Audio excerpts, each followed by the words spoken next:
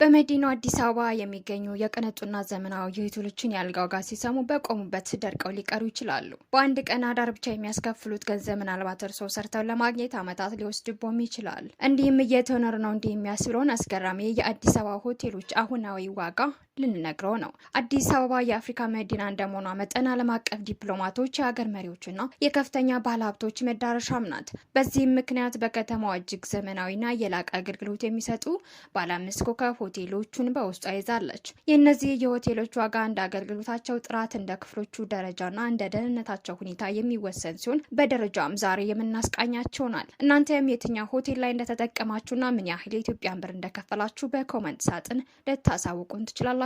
በ10ኛ ደረጃ እያዝንላችሁ ኢንተር ሌክዠሪ ሆቴል ነው። በቀድሞ ስሙ ኢንተርኮንቲኔንታል አዲስ በመባል የሚታወቀው ይህ ሆቴል በካሳንቺስ የዲፕሎማቲክ ቀጠና እምብርት ላይ የሚገኝ አንጋፋ ሆቴል ነው። ሆቴሉ በተለይም ለቢዝነስ ተጓዦች ምቹ የሆነ ከ190 በላይ ክፍሎች አሉት። ከነዚህም ውስጥ ፕሬዚዳንሻል ሲዩት እጅግ ሰፊ ዘመናዊ መገልገያዎች ያሏቸው ናቸው። ሆቴሉ ከሚያቀርባቸው ልዩ አገልግሎቶች መካከል በጣሪያው ላይ የሚገኝ ክፍት የመዋኛ ገንዳ ተጠቃሽ ነው። ይህም እንግዶች በመዋኛ ገንዳው እየተዝናኑ የከተማን ውበት እንዲያመላክቱ ያስችላቸዋል። በተጨማሪም የዘመናዊ የስፖርት ማዘውተሪያ፣ ጂም፣ ሳውናና ስቲም እንዲሁም ደግሞ የተለያዩ ዓለም አቀፍ ምግቦች የሚቀርቡባቸው ሬስቶራንቶች አሉት። የሆቴሉ የስብሰባ አዳራሾች ለትልልቅ ዓለም አቀፍ ጉባኤዎች ምቹ ሆነው የተዘጋጁ ናቸው። የሆቴሉ መደበኛ የመኝታ ክፍል ከ$110 ገደማ እስከ $170 ይደርሳል። ይህም በዚህ ሆቴል አንድ ሌሊት ማሳለፍ ከፈለጉ ከ17,000 እስከ 120,000 ብር እንደ አልጋው ክፍል መርጠው ለአንድ አዳር የሚከፍሉ ይሆናል። በ9ኛ ደረጃ ያዝንላችሁ ጎልደን ቱሊፕ አዲስ አበባ ነው። ከቦሌ ዓለም አቀፍ አውሮፕላን ማረፊያ ጥቂት ደቂቃዎች ርቀት ላይ የሚገኘው ጎልደን ቱሊፕ በዓለም አቀፍ ደረጃ የሚታወቅ የሉቨር ሆቴሎች ግሩፕ አካልም ነው። ይህ ሆቴል በዘመናዊ ዲዛይን የተገነባ ሲሆን 90 የሚያህሉ የላቁ ክፍሎችም አሉት። እያንዳንዱ ክፍል በዘመናዊ ቴክኖሎጂ፣ ስማርት ቲቪ፣ ፈጣን ኢንተርኔት የተሞላም ነው። ሆቴሉ የፈረንሳይና የሜዲተራኒያን ምግቦች የሚቀርቡበት ልዩ ሬስቶራንትም አለው። እንዲሁም ሌመን ባር የተሰኘው መጠጥ ቤት ለእንግዶች ዘና ለማለት ተመራጭ ቦታም ነው። ለንግድ ስብሰባዎች የሚሆኑ 3 ትላልቅ አዳራሾች ያሉ ሲሆን አገልግሎቱ እጅግ የተቀላጠፈና ለግል እንግዶች ምቾት ቅድሚያ የሚሰጥም ነው። ሆቴሉ ለመደበኛ ክፍል ከ$130 ጀምሮ እስከ ቅንጡ ለሚባሉ ክፍሎች ደግሞ $700 ድረስ ያስከፍላል። በኢትዮጵያ ብር ስንመታው ደግሞ ከ21,000 ብር እስከ 112,000 ብር ይደርሳል። በ8ኛ ደረጃ ያዝንላችሁ ካፒታል ሆቴል እና ስፓ ነው። በሀገር በቀል ባለሀብቶች የተገነባው ካፒታል ሆቴል በኢትዮጵያ ውስጥ ከፍተኛ ጥራት ያለው አገልግሎት በመስጠት የሚታወቁ ቀዳሚ ሆቴሎች መካከል አንዱ ነው።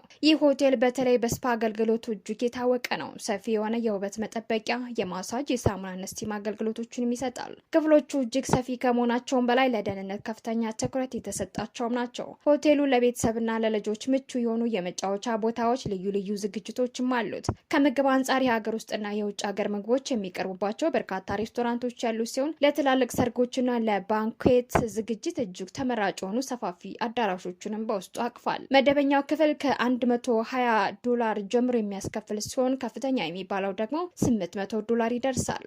በኢትዮጵያ ብር ስንመታው ደግሞ ከ20,000 ብር እስከ 130,000 ብር ለአንድ ሌሊት ብቻ ያስከፍላል። በ7ኛ ደረጃ ያዝንላችሁ ደግሞ ኃይሌ ግራንድ ሆቴል አዲስ አበባ ነው። በታዋቂው አትሌት ኃይሌ ገብረስላሴ የተገነባውና በቅርቡ የተመረቀው ይህ ሆቴል በከተማው በሰሜን ምስራቅ በኩል ወይም ደግሞ ላምበረት አካባቢ የሚገኝ ባለ 5 ኮከብ ሆቴል ነው። ኃይሌ ግራንድ በስፖርትና በጤና ላይ ያተኮሩ አገልግሎቶች የላቁበት ሆቴልም ነው። እጅግ ዘመናዊ የሆነ የጂምናዚየም አገልግሎት፣ ግዙፍ የመዋኛ ገንዳና የጤና መጠበቂያ ማዕከልም አለው። የሆቴሉ ክፍሎች የኢትዮጵያን ባህል ከዘመናዊነት ጋር አጣምረው የያዙም ናቸው። ሆቴሉ ለትላልቅ ድግሶችና ኮንፈረንሶች የሚሆኑ ዘመናዊ አዳራሾች ያሉት ሲሆን ከከተማው ጫጫታ ራቅ ለማለት ለሚፈልጉ እንግዶች ደግሞ እጅግ ተመራጭ ቦታም ነው።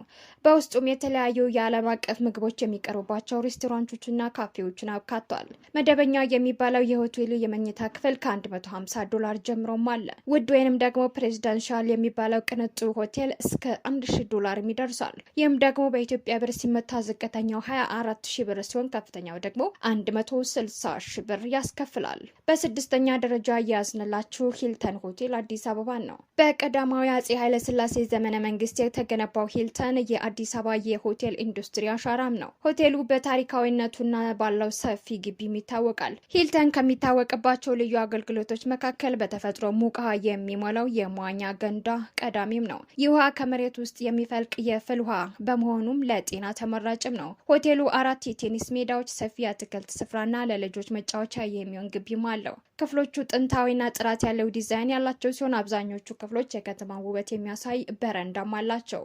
ኬንያም የተሰኘው የጣሊያን ምግብ ሬስቶራንት በከተማ ታዋቂ ከሆኑ የምግብ መዳረሻዎች መካከልም አንዱ ነው። የሂልተን ሆቴል መደበኛ ክፍል $180 ጀምሮ ይከራያል። ውዱ የመኝታ ክፍል ደግሞ እስከ $1200 ወይም ደግሞ 192,000 የኢትዮጵያን ብር መያዝ ይጠበቅባቸዋል። በአምስተኛ ደረጃ የያዝንላችሁ ደግሞ ማሪዮት ኤክስኪዩቲቭ አፓርትመንት ነው። ይህ ሆቴል ከሌሎቹ የሚለየው ለረጅም ጊዜ ቆይታ ተብሎ የተዘጋጀ መሆኑ ነው። በአፍሪካ ህብረት የሚገኘውና እጅግ ጥራቱን የጠበቀ እንዲሁም ደግሞ ደህንነቱ የተጠበቀ ሆቴልም ነው። እያንዳንዱ ክፍል ልክ እንደ ቤት ሙሉ ትጥቅ ያለው ወጥ ቤትና ሳሎን እንዲሁም ደግሞ የመመገቢያ ቦታዎች አሉት። ይህም እንግዶች እንደ ቤታቸው እንዲሰማቸው ያደርጋል። ሆቴሉ የላቀ ጽዳትና የልብስ እጥበት አገልግሎትን በውስጡ ይሰጣል። በውስጡ የሚገኘው ፔፐርና ስፒስ ሬስቶራንቶች ጥራት ያላቸው ምግቦችንም ያቀርባል። በተጨማሪም ዘመናዊ የመዋኛ ገንዳ፣ የጅም አገልግሎትና ለግል ስብሰባዎች የሚሆኑ ክፍሎችም አሉት። ለከፍተኛ ዲፕሎማቶችና ዓለም አቀፍ ድርጅት ኃላፊዎችም ተመራጭ ሆቴል ነው። በማሪዮት ሆቴል መደበኛ ክፍል ተከራይቶ ለማደር $250 ያስፈልጋል። በዛሬው የባንክ ምንዛሬ 40,000 ብር ማለትም ነው። ውድ የሚባለው እስከ $15,000 ሲደርስ፣ ይህም ደግሞ በኢትዮጵያ ብር ሲመታ 250,000 ብር ማለት ነው። በአራተኛ ደረጃ ያዝንላችሁ ራዲሰን ብሉ ሆቴል ነው። በካሳንቺስ የንግድና የዲፕሎማቲክ ማዕከል ውስጥ የሚገኘው ራዲሰን ብሉ በቅልጥፍናውና በደህንነት ጥበቃው ይታወቃል። ራዲሰን ብሉ ለንግድ እንግዶች ወይም ደግሞ ቢዝነስ ትራቭለርስ ተብሎ የተቀረጸ ሆቴልም ነው። ቢዝነስ ክላስ ከሚባሉት ክፍሎች ልዩ የሆነው የላውንች አገልግሎትም ይሰጣል። ሆቴሉ በከተማ ውስጥ ምርጥ ተብሎ ከሚጠቀሰው ቡፈት ቁርስና ምሳን በውስጥ ያቀርባል። ሲግኔቸር ባር የተሰኘው መጠጥ ቤቱ ለንግድ ውይይቶች እጅግ ምቹና ተመራጭም ነው። በተጨማሪም ሆቴሉ እጅግ ፈጣን የሆነ ኢንተርኔት፣ የጽህፈት አገልግሎትና ዘመናዊ የስብሰባ ቁሳቁሶች ያሏቸው አዳራሾች አሉት። ጤናን ለመጠበቅ የሚረዳ ሰፊ የስፓና የጅም አገልግሎትን በውስጡ አካቷል። በመሃል ካሳንቺስ የሚገኘው ራዲሰን ሆቴል መደበኛ የመኝታ ክፍል ለአንድ ቀን አዳር ብቻ $200 ጀምሮም ይከራያል። ከፍተኛው የመኝታ ክፍሎች ዋጋ ደግሞ እስከ $1,500 ይደርሳል። ይህም በዚህ ቅንጡ ሆቴል በአንድ ሌሊት ለማሳለፍ ዝቅተኛው $32,000 ብር ለመክፈል መጨከን ይኖርቦታል። ፕሬዚዳንሻል ክፍሉን እፈልጋለሁ ካሉ ደግሞ በትንሹ ለ500,000 ብር የሚጠጋ $240,000 ብር የኢትዮጵያ ያስፈልገውታል። በሶስተኛ ደረጃ ያዝንላችሁ ደግሞ ኢትዮጵያ ስካይላይት ሆቴልም ነው። በአፍሪካ ግዙፉ ሆቴል ተብሎ የሚጠቀሰው ስካይላይት በኢትዮጵያ አየር መንገድ ባለቤትነት የሚመራ በቦሌ ዓለም አቀፍ ማረፊያ በቅርብ ርቀት የሚገኝ ግዙፍ ሆቴልም ነው። ይህ ሆቴል ከ1000 በላይ ክፍሎችም አሉት። በውስጡም ትልቁና የቻይና ምግብ ሬስቶራንትን ጨምሮ የኢትዮጵያ ባህላዊ ምግብና የተለያዩ ዓለም አቀፍ ሬስቶራንቶች አሉት። ሆቴሉ ለትላልቅ ዓለም አቀፍ ስብሰባዎች የሚሆኑ እጅግ ግዙፍ አዳራሾችም አሉት። ከዚህ በተጨማሪ ጃኩዚ፣ ግዙፍ የመዋኛ ገንዳ፣ የልጆች መጫወቻና የገበያ ማዕከላትን በውስጡ ይዟል። የሆቴሉ ፕሬዚዳንሻል ሲዩት እጅግ ዘመናዊና ለሀገር መሪዎች በሚመጥን መልኩ የተገነቡም ናቸው። በመደበኛ ክፍሉ $180 ጀምሮ እስከ $2,500 እና ከዛ በላይ ድረስ ያስከፍላል። ስለሆነም ከ28,000 ብር እስከ 400,000 ብር አውጥተው በአቅሞ ልክ ማደር ይችላሉ። በሁለተኛ ደረጃ የያዝንላችሁ ደግሞ ሀያት ሪጀንሲ ሆቴል አዲስ አበባ ነው።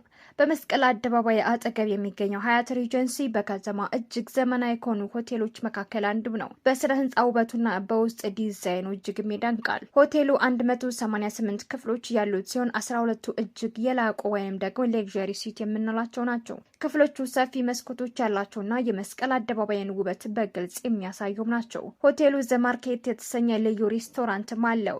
ይህም እንግዶች ምግባቸው ሲዘጋጁ እያዩ የሚመገቡበት ኦፕን ክችን ነው። ካስካራ የተሰኘው የውጭ ግቢ ካፌው በከተማ ወጣቶችና ባለሀብቶች ዘንድ እጅግ ተወዳጅም ነው። ሆቴሉ ሰፊ የኮንፈረንስ ማዕከል፣ የመዋኛ ገንዳና እጅግ ዘመናዊ የሆነ የጤና ማዕከልን በውስጡ አካቷል። ከ4 ኪሎ ብዙም ሳይርቁ በዚህ አረቦች በሚርመሰመሱበት ቅንጡ ሆቴል ላይ ልደር ብለው ካሰቡ መደበኛ ክፍል $250 ጀምሮም ያገኛሉ። በኢትዮጵያ መገባበያ ሲተመን ደግሞ 40,000 ብር ሲሆን ከፍተኛው የአልጋ ዋጋ እስከ $3500 ይደርሳል። በዚህ እጅግ ቅንጡ በሆነ ሆቴል ላይ ለማደር 560,000 ብር ሊጠየቁም ይችላሉ። ይህ ዋጋው ለብዙዎችም እጅግ አስገራሚ ነው። በአንደኛ ደረጃ የያዝንላችሁ እንግዲህ ሸራተን አዲስ ሆቴልም ነው። በከተማ እምብርት ላይ የሚገኘው ሸራተን አዲስ አሁንም ድረስ በክብርና በዋጋ በቀዳሚነቱን እንደያዘ ይገኛል። ሆቴሉ የሌክዠሪ ኮሌክሽን አባል በመሆን ልዩ እንክብካቤ የሚደረግለታል። ሸራተን አዲስ ከሚታወቅባቸው የኤክስኪዩቲቭ ቪላስ ለእያንዳንዱ ቪላ የግል መዋኛ ገንዳ፣ የግል አገልጋይና ከፍተኛ ጥበቃም አላቸው። ሆቴሉ በርካታ ሬስቶራንቶች በውስጡ አሉት። ለምሳሌ ስታጎ የጣሊያን፣ ሳመርፊልድ ዓለም አቀፍና ላስካንዳልስ የፈረንሳይ ይጠቀሱበታል። ሆቴሉ በሙዚቃ የታጀበ የመዋኛ ገንዳም አለው። የቴኒስ ሜዳዎች፣ እጅግ ሰፊ የአትክልት ስፍራዎችም አሉት። የሆቴሉ ጋዝላይት የተሰኘው የምሽት መዝናኛዋ በከተማ ከፍተኛ ስም አለው። ለደህንነት የሚሰጠው ትኩረት እጅግ ጥብቅ በመሆኑ ለዓለም መሪዎች የመጀመሪያ ምርጫም ነው። የሸራተን አዲስ የአልጋ ዋጋ ሲሰሙ ጆሮ ምናለ የማይሰማው ሊሉም ይችላሉ። መደበኛ ክፍል ውስጥ በአንድ ቀን ለማደር ብቻ $350 ጀምሮም ይጠየቃል። የሆቴሉን ቅንጡ የቪላ ክፍሎች ለአንድ ቀን ለመከራየት እስከ $5,000 እና ከዚያ በላይ መክፈልም ግድ ሊሆን ይችላል። ይህ ገንዘብ ከ800,000 ብር በላይ መሆኑ በእጅጉም ያስገርማል። እነዚህ ከላይ የጠቀስናቸው ሆቴሎች የሚጠይቁት ዋጋ በከተማ ለሚቀርበው አገልግሎት በከፍተኛ ደረጃም ነው። ዋጋው እንደየወቅቱ ለምሳሌ የአፍሪካ ህብረት ስብሰባ በሚኖርበት ጊዜ ሊጨምርም ይችላል። እንዲሁም ደግሞ አብዛኞቹ ሆቴሎች 15% ቫት እና 10% ሰርቪስ ቻርጅ እንደሚጨምሩ መዘንጋት የለብንም። ለትክክለኛ ዋጋ የየሆቴሎችን ኦፊሴላዊ ድረገጽ መመልከትና ወይም ደግሞ በቀጥታ መደወልም ይመከራል።